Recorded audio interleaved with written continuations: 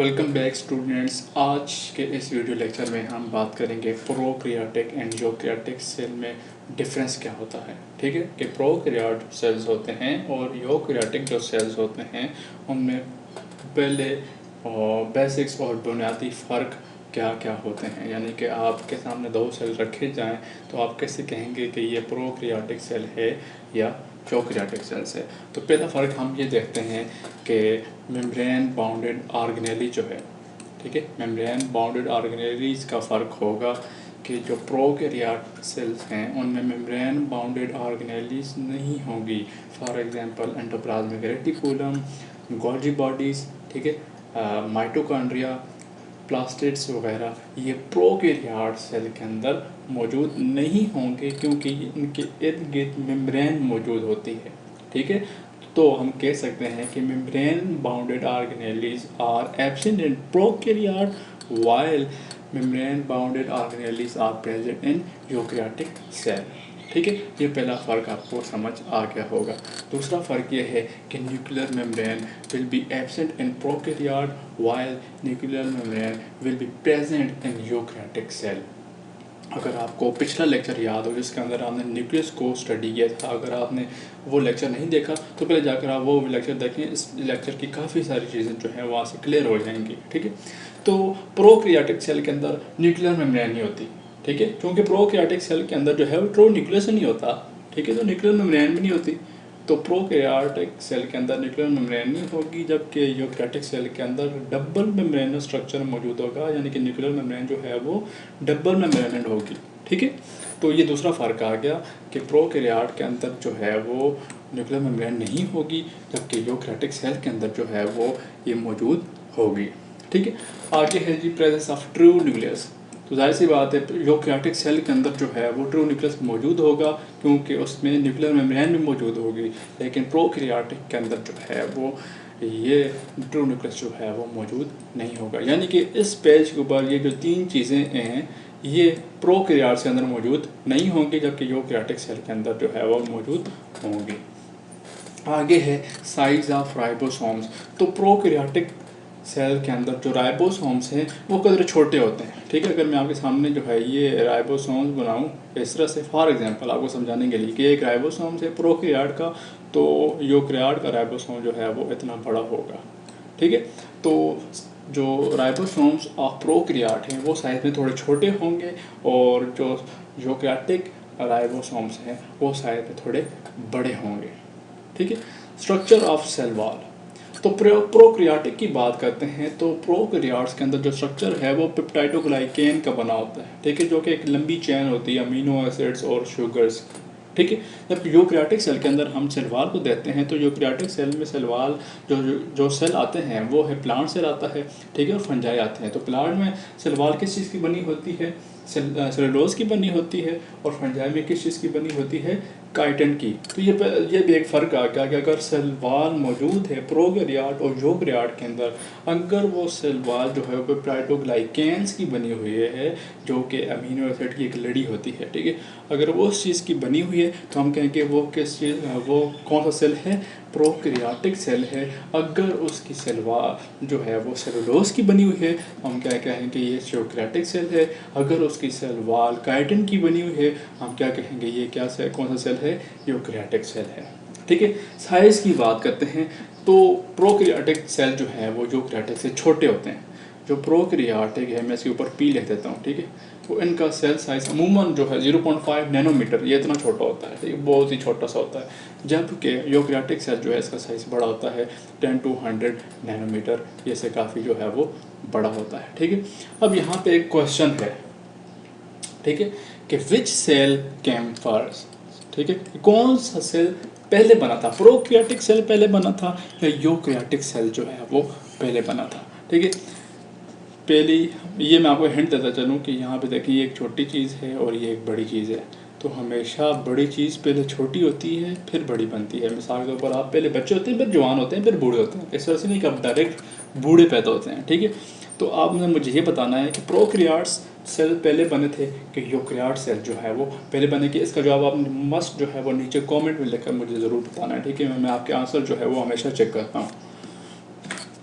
अच्छा, तो ऊपरी ऊपरी चीज़ों के ऊपर अगर हम तस्वीर के हिसाब से डिफरेंस देखें, ठीक है, तो ये वाला जो है, ये जो आपको नज़र आ रहा है, ये बैक्टीरियल सेल है और ये जो है यूकैरियोटिक सेल है। तो बुनियादी फ़र्क जो है आपको मैं इधर बता देता हूँ। ये यहाँ पे देखिए, ये न्यूक्लियस मौजूद है, आपको नज़र आ रहा है, ठीक है, और यहाँ पे कोई न्यूक्लियस नहीं है। मैंने कहा था कि साइटोप्लाज्म के अंदर सब धागे की तरह पड़ा होता है, ठीक है। अच्छा, यहाँ पे देखें लाइसोसोम्स है, माइटोकॉन्ड्रिया है, ठीक है, इसी तरह एंडोप्लाज्मिक रेटिकुलम है, न्यूक्लियस है, ठीक है, और स्मूथ एंडोप्लाज्मिक रेटिकुलम है। इस तरह की कोई चीज़ आपको यहाँ पे दिखाई नहीं देगी सिवाय राइबोसोम्स के, क्योंकि वो मेम्ब्रेन बाउंडेड ऑर्गेनेली नहीं है, ठीक है। तो इन तस्वीरों से आप जो है प्रोकैरियोट और यूकैरियोटिक सेल के दरमियान जो बुनियादी फ़र्क है वो आप यहाँ से देखकर अंदाज़ा लगा सकते हैं, आप यहाँ से सीख सकते हैं, ठीक है।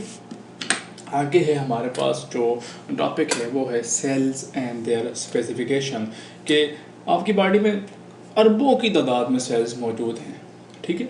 तो हम ये भी कहते हैं कि cell as a basic unit of life, ठीक है। तो सवाल ये है कि इतने ज़्यादा सेल्स मौजूद हैं और ये एक दूसरे से डिफरेंटली मौजूद हैं, तो ये तो क्वेश्चन बनता है ना, यानी कि देखिए सेल्स जो हैं वो आपकी बॉडी के अंदर वो मुख्तलिफ सेल्स हैं, तो मुख्तलिफ काम भी करते हैं, ठीक है। तो इसीलिए कहते हैं कि cells have their own specification, कि हर सेल का एक अपना मकसद होता है, ठीक है। यहाँ पे देखें ईच सेल है स्पेसिफिक फंक्शन, हर सेल का एक स्पेसिफिक फंक्शन होगा in animal and plant body like xylem cell, muscle cell, neuron cells. तो हर एक अपना फंक्शन है, ठीक है। इसीलिए ये जो है उस जगह के ऊपर मौजूद होंगे जहाँ पे इनकी ज़रूरत होगी, और इनका साइज़ भी जो है वो उस हिसाब से चेंज होगा, ठीक है। अब जाइलम जो है वो ट्यूब लाइक स्ट्रक्चर है, जैसे आपके पास पाइप होता है। मसल्स देखें वो भी थोड़े लंबूतरे से होते हैं। न्यूरॉन्स वो भी बहुत ज़्यादा लंबे होते हैं, लेकिन इनकी लोकेशन डिफरेंट होती है और इनका फंक्शन भी जो है वो डिफरेंट होता है, ठीक है। Size of cell varies according to their function. अच्छा, अब सवाल ये पैदा होता है कि ये हमारे पास एक सेल जो कि जाइगोट होता है, आप पढ़ेंगे आगे की क्लासेस में जाकर, ठीक है, कि जाइगोट जो होता है वो एक सिंगल सेल होता है, फिर आपकी पूरी की पूरी बॉडी एक सेल से बनती है डिवाइड होते होते। तो सवाल ये है कि इतने ज़्यादा सेल बन क्यों जाते हैं, मतलब कि ये फॉर एग्जांपल आप अपनी बॉडी की बात करें तो देखें आपके स्किन सेल्स हैं, आपके बोन सेल्स हैं, आपके मसल सेल्स हैं, ठीक है, आपके स्टमक के सेल्स जो हैं वो भी आ गए, लेकिन बहुत सारे सेल्स ऐसे हैं जो एक दूसरे से मुख्तलिफ हैं। तो वो क्यों बने? तो इसकी एग्जांपल हम इस तरह से लेते हैं कि आपके पास आप जो है एक इंडस्ट्री बना रहे हैं, या चलें आप जो है एक मुल्क चला रहे हैं, ठीक है। तो उसके अंदर आपको जो पढ़ाई वाला शोबा है वो बनाना पड़ेगा, सियासत वाले लोग अलग इकट्ठे करने पड़ेंगे, इसी तरह जो इंडस्ट्रीज़ चलाते हैं उनको अलग से करना पड़ेगा, स्टूडेंट्स जो है वो अलग रखने पड़ेंगे। तो हर एक के लिए आपको कैटेगरीज बनानी पड़ेगी, और उस कैटेगरी में स्पेसिफिक वही लोग ऐड करेंगे जो उसके काबिल होंगे, ठीक है। तो फिर आपके पास डिपार्टमेंट्स बन जाएंगे, इदारे बन जाएंगे। ऐसा होता है ना कि आपके पास स्कूल्स होते हैं, आपके पास इंडस्ट्रीज होती हैं, आपके पास प्लाट्स होते हैं, हर चीज़ जो है स्पेसिफिक हो जाती है। इसी तरह आपकी बॉडी के अंदर जो सेल्स हैं वो भी अपनी फंक्शन के लिहाज से स्पेसिफिक हो जाते हैं। जो एक सेल है वो अपना फंक्शन परफॉर्म करेगा, किसी और सेल का फंक्शन परफॉर्म नहीं करेगा। मिसाल के तौर पर जो मसल सेल है वो आपको मूवमेंट देता है, मसल सेल कभी भी मैसेज को चेंज नहीं करेगा जो कि न्यूरॉन सेल करता है, ठीक है। तो दोनों का फंक्शन जो है वो डिफरेंट है। तो फंक्शन के लिहाज से, अपनी लोकेशन के हिसाब से इनकी जो साइज़ है वो भी डिफरेंट होती है। दूसरी बात यह है हम have some organelles for function, यानी कि कुछ में हो सकता है कि फंक्शन के लिहाज से कुछ स्पेसिफिक ऑर्गेनेलीज ज़्यादा हों और कुछ ऑर्गेनेलीज जो है वो कम हो या ना हो। मिसाल के तौर पर अगर हम बात करें मसल सेल्स की, लिवर सेल्स की, तो उसमें माइटोकॉन्ड्रिया बहुत ज़्यादा होते हैं, ठीक है, जो ऑर्गेनेली आपने पढ़ी है। तो वो बहुत ज़्यादा होते हैं, क्यों?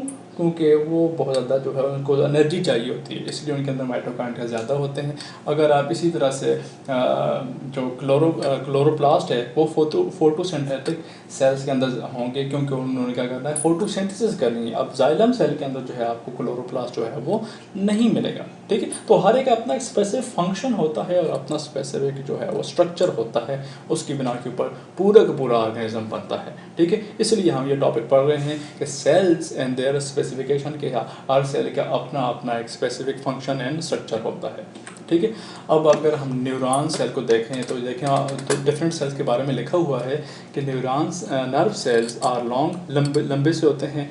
Xylem cells are tube like, tube की तरह होते हैं। आरबीसीज यानी कि रेड ब्लड सेल्स जो हैं are disc like and biconcave, इस तरह से होते हैं। बाई कनकेव का मतलब होता है ये इस तरह से, ठीक है। आपने कनकेव लेंस पढ़ा होगा ना, इस तरह से होता है कनकेव लेंस, और दूसरा होता है कन्वेक्स लेंस, फिजिक्स के अंदर पढ़े होंगे। तो ये साइड जो है इसको क्या कहते हैं आप, कनकेव। तो इसकी दोनों साइड इस तरह से होती हैं, ये आपको नज़र आ रहा है, ठीक है। तो ये इसका जो शेप है वो इस तरह से होती है। न्यूरॉन्स जो हैं वो आपके पास इस तरह से होते हैं, ठीक है, लंबूतरे से। और जो जाइलम सेल्स हैं वो आपके पास लंबूतरे से होते हैं, ट्यूब लाइक इस तरह से। Presence of chloroplast in photosynthetic cell, ये मैंने आपसे पहले बात कर दी कि फोटोसिंथेटिक सेल के अंदर क्लोरोप्लास्ट जो है मौजूद होगा। सिक्रीटरी सेल जो सिक्रीशन करते हैं सेल, ठीक है, उनके अंदर क्या मौजूद होगा, एंडोप्लाज्मिक और गोल्गी बॉडीज बहुत ज़्यादा मौजूद होंगे, जो सेल जो हैं वो सिक्रीटरी प्रोसेस से गुजरते हैं। अच्छा, अब आगे क्वेश्चन ये है कि cell act as open system how, यानी कि सेल जो है वो मुकम्मल एक फैक्ट्री की तरह काम करता है। वो किस तरह से, देखिए मैं आपको, मैंने आपको जितनी भी आर्गेनाइटिक्स पढ़ाई हैं, अगर आपने सारी की सारी वीडियोस देखी हैं तो आपको अंदाज़ा हो गया होगा कि ये देखें, एक तो ये है कि अंदर डीएनए मौजूद है, उसकी कोडिंग होगी, प्रोटीन बनेगी, प्रोटीन यहाँ से एंडोप्लाज्मिक रेटिकुलम में जाएंगी, फिर यहाँ से गोल्गी बॉडीज़ में जाएंगी, फिर यहाँ से सेल के अंदर ही जाएंगी या सेल से बाहर चली जाएंगी। इसी तरह सेल एनर्जी कहाँ से लेगा, यहाँ से बाहर मटीरियल आएगा, वैक्यूल बनेगा, फिर उसको यूज़ करेंगे, आपके पास सारे के सारे सिस्टम जो हैं वो चलते रहेंगे, ठीक है।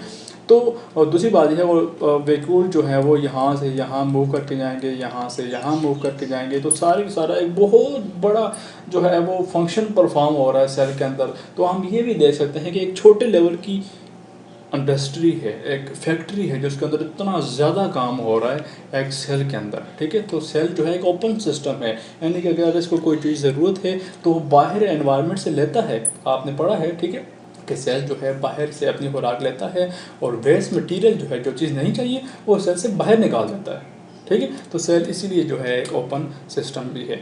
अब आपके लिए क्वेश्चन ये है, आपको अगर समझ आए हुआ हो लेक्चर, तो क्वेश्चन ये है कि why bone cells do not carry oxygen to other part of body like RBC. Question ये है, और बहुत आसान क्वेश्चन है, कि आपके बॉडी के अंदर जो बोन सेल्स हैं, जो हड्डियों के सेल्स होते हैं, वो ऑक्सीजन क्यों नहीं लेके जाते। जिस तरह आपके खून के सेल जो आप रेड ब्लड सेल्स हैं वो लेकर जाते हैं, इस तरह आपकी हड्डियों के सेल जो है वो खून लेकर क्यों नहीं जाते।